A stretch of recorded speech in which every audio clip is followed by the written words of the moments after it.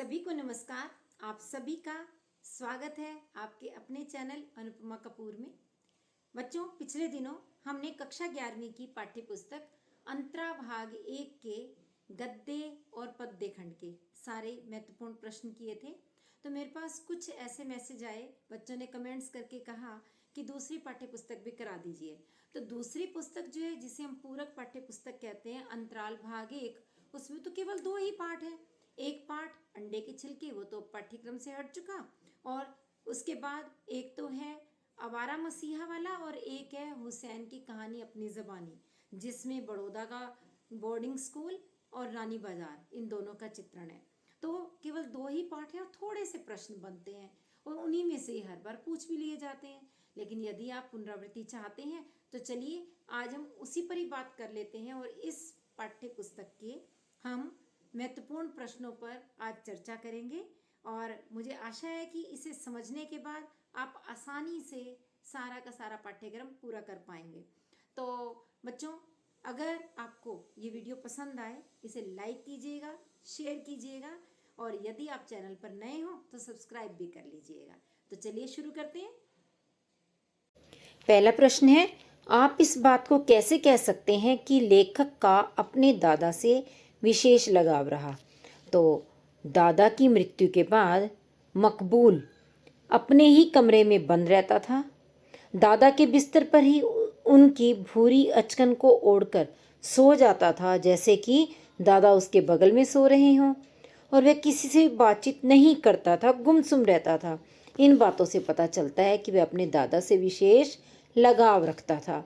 दूसरा प्रश्न, बड़ौदा का बोर्डिंग स्कूल हुसैन की कहानी अपनी ज़बानी आत्मकथा में सबसे पहले यह कहाँ उद्घाटित होता है कि लेखक जन्मजात कलाकार है? तो हमें ये पता तब चलता है जब स्कूल में ड्राइंग मास्टर मोहम्मद अतहर द्वारा ब्लैक बोर्ड पर सफ़ेद चौक से चिड़िया बनाने के बाद मकबूल ने हूबहू वही की वही, वैसी की वैसी चिड़िया स्लेट पर बना दी, जिसे देखकर लगता था कि ब्लैक बोर्ड की चिड़िया मकबूल की स्लेट पर आ बैठी है। इस चित्र में मकबूल को 10 में से 10 अंक मिले। इससे उसके जन्मजात कलाकार होने का पता चला। और बाद में मकबूल ने गांधी जी के जन्मदिन पर भी क्लास के ब्लैक बोर्ड पर गांधी जी का पोर्ट्रेट बनाया था। वह भी उसकी कलाकारी को ही दर्शाता था। तीसरा प्रश्न, प्रचार प्रसार के पुराने तरीकों और वर्तमान तरीकों में क्या फ़र्क आया है? पाठ के आधार पर बताएं। तो इसका उत्तर होगा, पहले हम बात करेंगे पुराने तरीकों की। प्रचार प्रसार के पुराने तरीके क्या थे? पहले तांगे पर इश्तिहार लगा दिया जाता था। ब्रास बैंड के साथ शहर के गली कूचों में फिल्मी इश्तिहार घुमाया जाता था। रंगीन पतंग के कागज पर हीरो हीरोइन की तस्वीरों के साथ फिल्मी इश्तिहार बांटे जाते थे। ये तो थे पुराने तरीके। लेकिन आधुनिक तरीके कौन से हैं? वर्तमान समय में टीवी, रेडियो, समाचार पत्र में विज्ञापन, सोशल मीडिया के विभिन्न चैनलों पर उत्पाद से संबंधित फोटो और रील्स अपलोड करके, तरह तरह की इनामी प्रतियोगिताएं आयोजित करके, और बड़ी बड़ी कंपनियों द्वारा फिल्मी कलाकारों अथवा खिलाड़ियों को अपना ब्रांड एम्बेसडर नियुक्त करके, यानी नए नए तरीकों से अब प्रचार प्रसार किया जाता है। चौथा प्रश्न है, कला के प्रति लोगों का नज़रिया पहले कैसा था? उसमें अब क्या बदलाव आया है? तो पहले के ज़माने में लोगों का नज़रिया ऐसा था कि आम जीवन में इसे कोई काम की वस्तु न मान करके समय बर्बाद करने वाला माना जाता था, और इसे विशेष महत्व न देकर केवल राजा महाराजाओं और अमीरों की अय्याश दीवारों को सजाने वाला समझा जाता था। और कला को ऐसी विद्या के रूप में नहीं देखा जाता था जिसकी तालीम दिलाई जानी चाहिए, यानी यह कोई सिखाने की चीज़ नहीं मानते थे। लेकिन वर्तमान ज़माने में बहुत अधिक परिवर्तन आया है। वर्तमान समय में कला के प्रति लोगों का नज़रिया सकारात्मक हुआ है। अब कलाकार को सम्मान की दृष्टि से देखा जाता है।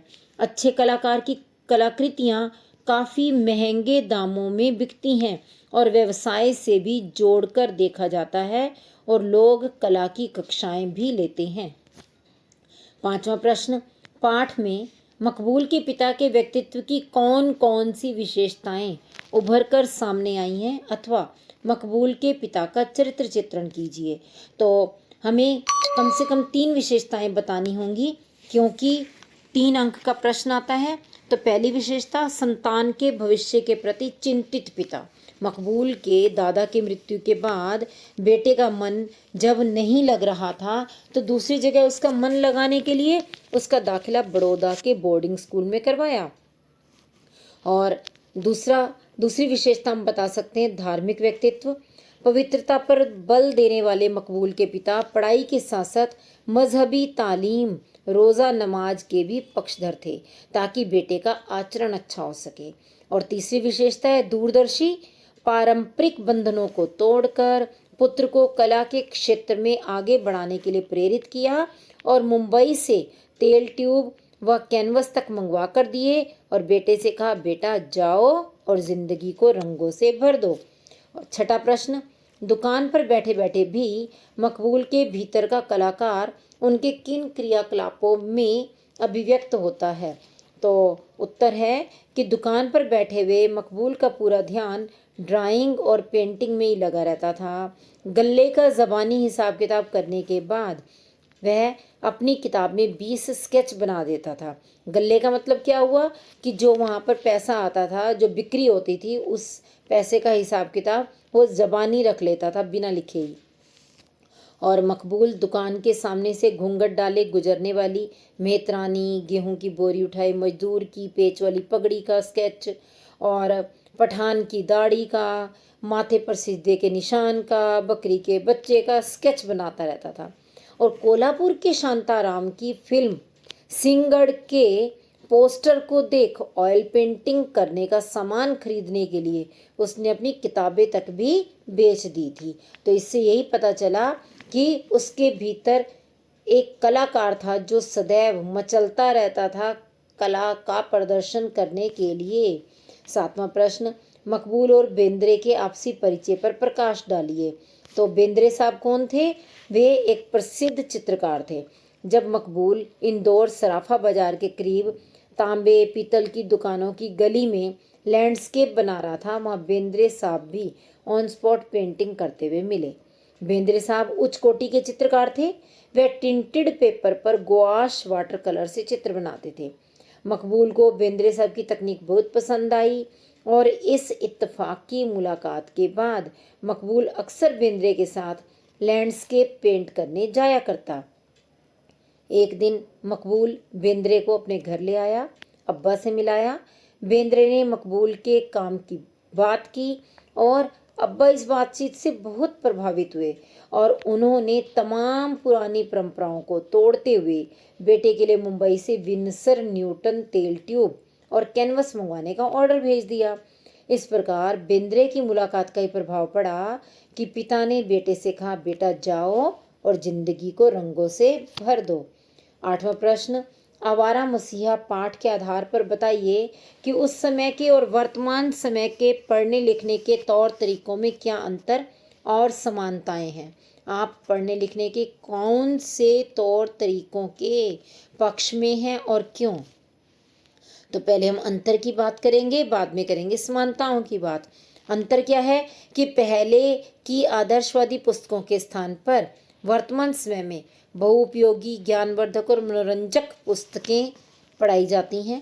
पहले डंडे के बल पर रटवाने की बात पर बल दिया जाता था, लेकिन आजकल रटवाने की अपेक्षा गतिविधियों के माध्यम से, तकनीकी के प्रयोग से दक्षता आधारित शिक्षण पर बल दिया जाता है।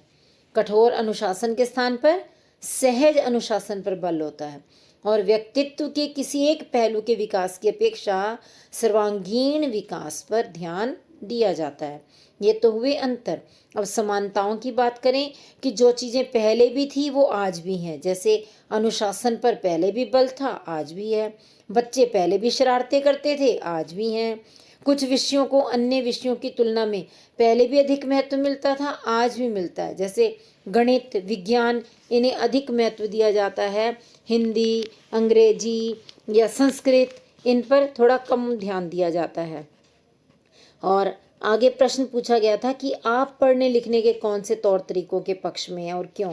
तो इसका उत्तर होगा हम पढ़ने लिखने के आधुनिक तौर तरीकों के पक्ष में हैं, क्योंकि ये बदलते दौर की जरूरत के अनुरूप हैं, ज्ञानवर्धक हैं, सर्वांगीण विकास पर बल देने वाले हैं, मनोवैज्ञानिक हैं और अधिगम के लिए शिक्षण के सिद्धांत पर आधारित हैं। क्योंकि 3 तरह की लर्निंग होती है कि teaching for learning, of learning या फिर एज अ लर्निंग। तो यहाँ पर अधिगम के लिए शिक्षण यानी फॉर लर्निंग, ये वाला सिद्धांत अब शिक्षण के लिए प्रयोग किया जाता है।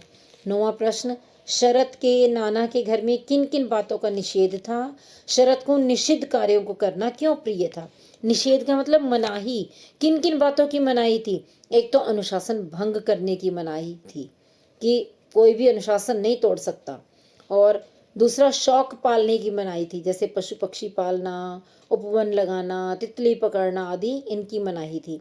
और बोल बोल के पढ़ने की अपेक्षा चुपचाप पढ़ना मना था। यानी उनके नाना कहते थे कि जब भी बोलो, जब भी पढ़ो तो आवाज़ आनी चाहिए, आपको ऊंची आवाज़ में बोल बोल कर पढ़ना है, चुपचाप नहीं पढ़ना। और पतंग उड़ाने की भी मनाही थी।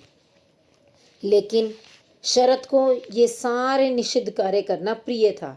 क्यों प्रिय था? क्योंकि वह स्वाधीन चरित्र का व्यक्ति था, विद्रोही स्वभाव वाला था, हिम्मती था, तीक्ष्ण बुद्धि वाला था, भावुक हृदय का था, और इसके साथ साथ पतंग उड़ाने, लट्टू घुमाने, गोली और गुल्ली डंडा खेलने, मछली पकड़ने में माहिर था। और इन सब कार्यों को करने में उसे बहुत आनंद महसूस होता था, इसीलिए वह वही काम जरूर करता था जिन्हें करने के लिए उसे मना किया जाता।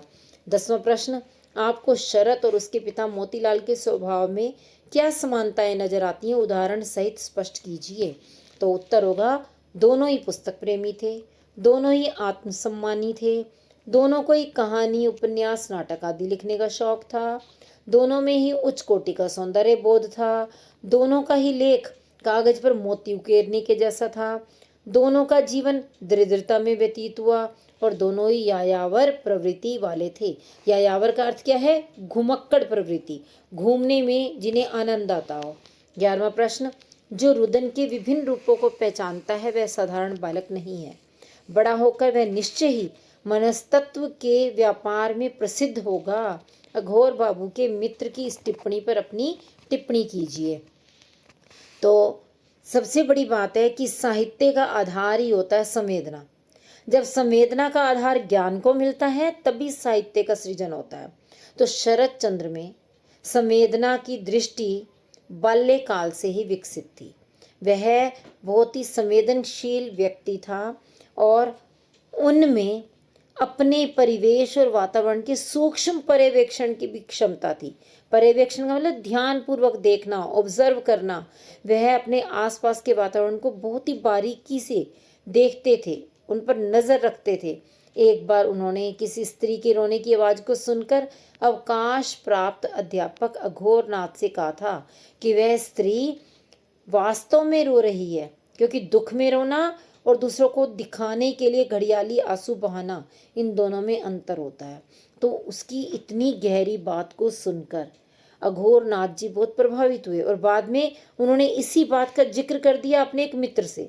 तब उस मित्र ने इस टिप्पणी के ऊपर अपनी टिप्पणी क्या कही? उसने कहा वह निश्चय ही मनस्तत्व के व्यापार में प्रसिद्ध होगा। मनस्तत्व के व्यापार से मतलब विद्या संबंधी कार्यों में।